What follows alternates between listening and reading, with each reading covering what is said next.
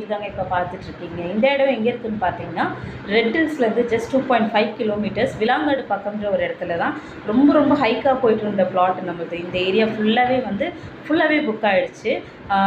Individual house கட்டி கொடுத்துருக்கோம். அந்த இண்டிவிஜுவல் ஹவுஸ் எல்லாமே கன்ஸ்ட்ரக்ஷன் எல்லாமே புக் ஆகிடுச்சு. அண்ட் பிளாட்ஸும் எல்லாமே ஆல்மோஸ்ட் எல்லாமே சோல்டு. ஓகேங்களா? இப்போ இந்த ஒரு வீடு வேக்கண்ட் வந்திருக்கு.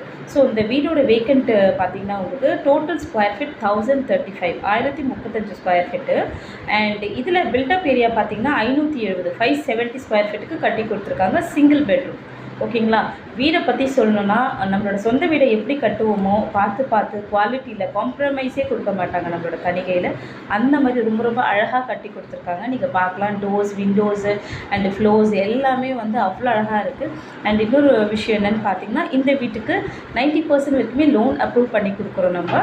அண்ட் இதோட டோட்டல் அமௌண்ட் எவ்வளோன்னு கேட்டிங்கன்னா 39 lakhs. இப்போதைக்கு 39 lakhs. மேபி இது ஜாஸ்தி ஆகிறதுக்கும் வாய்ப்பு இருக்குது. அண்ட் ரொம்ப அழகான சைட்டுங்க. இங்கேருந்து நியர்பை பார்த்திங்கன்னா உங்களுக்கு 2-2.5 கிலோமீட்டரில் நம்மளோட ரெட் ஹில்ஸ் மெயின் ஜங்ஷன் இருக்குது. ஓகேங்களா?